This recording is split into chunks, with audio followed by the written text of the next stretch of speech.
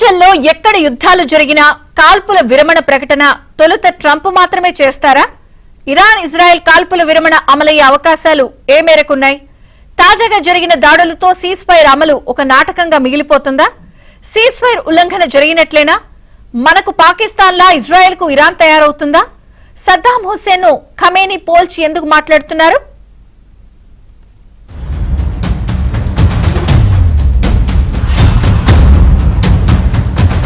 America అధ్యక్షుడు Trump ఇప్పుడు కాల్పుల విరమణ స్పెషలిస్ట్ గా మారిపోయారు. తొలుత భారత్ పాక్ మధ్య, ఇప్పుడు ఇరాన్ ఇజ్రాయెల్ నడుమ ఆయనే కాల్పుల విరమణను ప్రకటించారు. పెహల్గాంలో టెర్రరిస్టులు 25 మంది పర్యాటకుల ప్రాణాలు తీసిన ఘటనకు ప్రతీకారంగా భారత్ పాకిస్తాన్ పై ఆపరేషన్ సింధూర్ ప్రారంభించింది. ప్రధానంగా పాకిస్తాన్ లో ఉన్న ఉగ్రవాద స్థావరాలే లక్ష్యంగా ఈ దాడులను ఇండియా విజయవంతంగా పూర్తి చేసింది. భారత్ దాడులకు ప్రతిగా పాకిస్తాన్ కూడా డ్రోన్లతో భారత్ పై దాడికి దిగింది. పాకిస్తాన్ పై దాడుల విషయంలో భారత్ స్పష్టమైన ఆధిక్యత చూపిస్తున్న తరుణంలో అమెరికా అధ్యక్షుడు డొనాల్డ్ ట్రంప్ రంగంలోకి వచ్చి కాల్పుల విరమణ ప్రకటన చేసి అందరినీ ఆశ్చర్యానికి గురిచేశారు.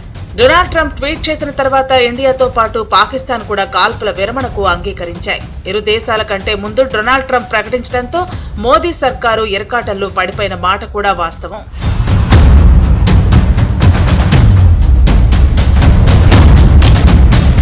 ఇజ్రాయెల్ ఇరాన్ యుద్ధం విషయంలో కూడా అమెరికా ప్రెసిడెంట్ డొనాల్డ్ ట్రంప్ ఇప్పుడు కాల్పుల విరమణ ప్రకటన చేశారు. అయితే ఇక్కడ ఒకే ఒక తేడా ఉంది. ఈ యుద్ధంలో అమెరికా కూడా నేరుగా భాగస్వామి అయి ఇరాన్లోని అణు స్థావరాలపై భారీ దాడులకు దిగింది. ఈ యుద్ధంలో అమెరికా ఇజ్రాయెల్ వైపు నిలబడ్డ సంగతి తెలిసిందే. ఉద్రిక్తతలు తీవ్ర స్థాయికి చేరిన వేళ ఈ రెండు దేశాల మధ్య గత 12 రోజులుగా సాగుతున్న యుద్ధానికి తన సీజ్ ఫైర్ ప్రకటనతో శుభం కార్డు పడిందని ట్రంప్ ప్రకటించారు. ఆయన చెప్పినట్లుగా కాల్పుల విరమణ దశల వారీగానే జరిగే అవకాశం ఉంది. కాల్పుల విరమణ అమల్లోకి వచ్చే లోపే ఇరాన్ క్షిపణి దాడులు చేసింది. దానికి ప్రతీకారం శక్తివంతంగానే ఉంటుందని ఇజ్రాయెల్ ప్రకటించింది. అయితే ఎక్కడో పొరపాటు జరిగిందని ఇరాన్ ఒప్పుకుంది.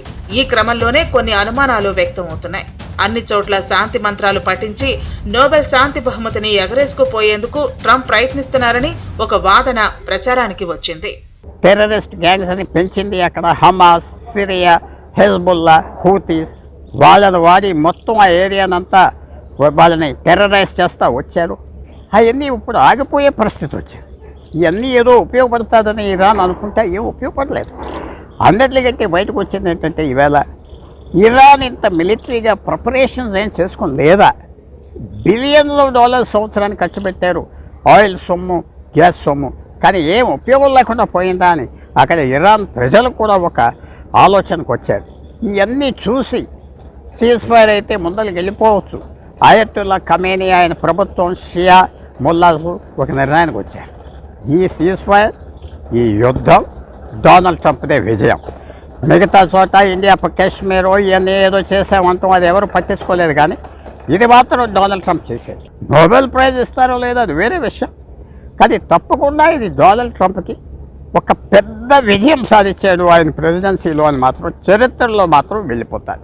ఇరాన్ ఇజ్రాయెల్ మధ్య శాంతి చర్చల కోసం ట్రంప్ నెతన్యాహుతో స్వయంగా ఫోన్లో మాట్లాడగా, అటు ఇరాన్ ప్రతినిధులతో అమెరికా ఉన్నతాధికారులు చర్చలు జరిపినట్లు వైట్ హౌస్ వర్గాలు తెలిపాయి. నెతన్యాహును లైన్లోకి తీసుకోవాలని అధికారులను ఆదేశించారట. ఇరాన్ అధికారులకు ఫోన్ చేసి వారితో చర్చలు జరపాలని ఇతర యంత్రాంగానికి సూచనలు చేసినట్లు వైట్ హౌస్ వర్గాలు తెలిపాయి. నెతన్యాహుతో ట్రంప్ స్వయంగా ఫోన్లో మాట్లాడగా, ఇరాన్ అధికారులతో ఉపాధ్యక్షుడు జేడీ వ్యాన్స్, అమెరికా విదేశాంగ మంత్రి మార్క్ రూబియో, అమెరికా ప్రత్యేక రాయబారి స్టీవ్ విట్కోఫ్లు చర్చలు జరిపినట్లు వైట్ హౌస్ సీనియర్ అధికారులు తెలిపారు. ట్రంప్ స్వయంగా కాల్పుల విరమణను ప్రకటించేందుకు కొద్ది గంటల ముందే ఇజ్రాయెల్లోని బీర్షేవా ప్రాంతంపై ఇజ్రాయెల్ క్షిపణి దాడులు చేయగా 60 మంది చనిపోయారు. అందుకే సీజ్ ఫైర్ అమలుకు వచ్చిన తర్వాత కూడా ఎలాంటి అవాంఛనీయ ఘటనలు జరగవని అంచనా వేయలేని దుస్థితి ఉంది. అంతకు మించి ఇరాన్పై ఇజ్రాయెల్ దాడుల లక్ష్యం నెరవేరుతుందా అన్నది పెద్ద ప్రశ్న అవుతుంది. ప్రపంచ దేశాలకు ప్రమాదకారిగా మారిన ఇరాన్ అణు కార్యక్రమాన్ని ఆపేయాలన్న షరతు అమలవుతుందా అన్నది $1 మిలియన్ ప్రశ్న. అమెరికా కూడా తొలి నుంచి అదే డిమాండ్ చేస్తోంది. ఇరాన్లోని 3 అణు కేంద్రాలపై అమెరికా క్షిపణి దాడులు చేసింది. అందులో ఇరాన్కు జరిగిన నష్టమేమిటో ఇంకా తెలియాల్సి ఉంది. ఇరాన్ ముందే అక్కడి నుంచి యురేనియాన్ని సురక్షిత ప్రాంతాలకు తరలించేసిందన్న ఆరోపణలు ఉన్నాయి. మరిప్పుడు ఇరాన్ తన వద్ద ఉన్న అణు ఆయుధాలను నిర్వీర్యం చేసి భవిష్యత్తులో ఎలాంటి అణు కార్యక్రమాన్ని నిర్వహించబోనని హామీ ఇస్తుందా అన్నది చూడాలి. ముఖ్యంగా గమనించాల్సింది ఏంటంటే ఇక్కడ ఏ పక్షము తన లక్ష్యాన్ని కోల్పోకుండానే ఈ సీజ్ ఫైర్ జరుగుతుందనేది. ఇజ్రాయెల్ చెప్పిన దాని ప్రకారం ఈ కాల్పుల విరమణకి ముందు మా లక్ష్యాలను మేము సాధించుకున్నాం కాబట్టి ఇక మాకు పెద్దగా దీనిలో యుద్ధం కొనసాగించాలనే ఆకాంక్ష లేదన్న విధంగా, అంటే అణు పాటవాన్ని ఇరాన్ సంపాదించుకోకుండా ఆపడం మా లక్ష్యం కనుక దాన్ని అమెరికా దాడులతో పూర్తి చేసుకున్నాం కనుక మాకు ఇక యుద్ధం మీద ఆసక్తి లేదన్నట్లుగా ఇజ్రాయెల్ చెప్పింది. అలాగే ఇరాన్ కూడా ఏంటంటే యుద్ధం మాకు కొనసాగించాల్సిన అవసరం లేదనేది, శాంతికి మేము సిద్ధం అనేది ఎదురుదాడి చేయడం ద్వారా అమెరికా దాడి చేసిన తర్వాత ఎదురుదాడి ఇజ్రాయెల్ కూడా గట్టిగానే పాఠం చెప్పిన వాస్తవం ఈ రోజు ఉంది. ఇజ్రాయెల్ దాడి చేసిన తర్వాత ఈ 12 రోజుల యుద్ధంలో ఇరాన్ ఇజ్రాయెల్కి కూడా గట్టిగానే గుణపాఠం నేర్పింది. తన మిసైల్స్తో టెలివ్ మీద కానీ, హైఫా పోర్ట్ మీద కానీ, ఇట్లా చాలా చోట్ల ఇజ్రాయెల్ని చాలా చౌదెబ్బతీసింది. సో ఇరాన్కి కూడా కొంత ముఖం చెల్లించుకునే వాతావరణం ఉంది. ఇరాన్ సీజ్ ఫైర్ ప్రస్తావనకు వచ్చినప్పుడు భారత్ పాక్ అంశాన్ని కూడా పరిగణించాల్సి ఉంది. భారత్ పాక్ మధ్య చాన్నాళ్లుగా కాల్పుల విరమణ ఒప్పందం అమల్లో ఉంది.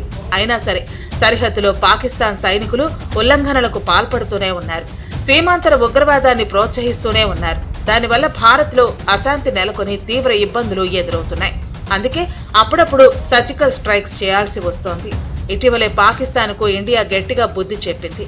మన పరిస్థితులే పశ్చిమాసియాలో కొనసాగితే అగ్రరాజ్యం ఎలా కంట్రోల్ చేస్తుంది?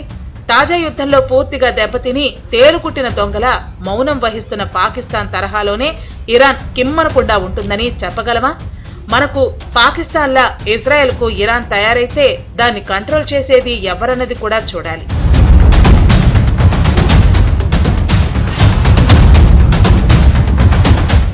అమెరికా మద్దతుతో ఇజ్రాయెల్ కు ధైర్యం వచ్చిన మాట వాస్తవం. ఇరాన్ ని గట్టిగా దెబ్బకొట్టాలని ప్రయత్నిస్తున్న మాట వాస్తవం. ఈ క్రమంలోనే పశ్చిమాసియాలో ఇరాన్ మాజీ అధ్యక్షుడు సద్దాం హుసేన్ చరిత్ర కూడా గుర్తుకొస్తోంది. నియంతలా వ్యవహరించిన సద్దాం సొంత ప్రజలను అణిచివేయటమే కాకుండా పొరుగు రాజ్యాలపై దండెత్తేవారు. కువైట్ ను సద్దాం ఆక్రమించుకుంటే తర్వాత అగ్రరాజ్యాలు వెళ్లి విడిపించాయి. ఈ క్రమంలో ఇరాక్ లో విప్లవం వచ్చి సద్దాంను ఆ దేశ ప్రజలు తరిమి కొట్టారు. ఎక్కడో దాక్కున్న సద్దాంను ఇరాక్ ప్రభుత్వం పట్టుకుని బహిరంగంగా ఉరితీసింది. ఇజ్రాయెల్ రక్షణ మంత్రి కట్జ్ ఇప్పుడు అదే అంశాన్ని గుర్తు చేస్తున్నారు. ఇరాన్ సుప్రీం లీడర్ ఖమేనీకి కూడా సద్దాంకు పట్టిన గతే పడుతుందని హెచ్చరిస్తున్నారు. అప్పటిదాకా పరిస్థితిని తెచ్చుకోవద్దని ఇజ్రాయెల్ హెచ్చరిస్తున్న నేపథ్యంలో మరి ఖమేనీ పట్టించుకుంటారో లేదో చూడాలి.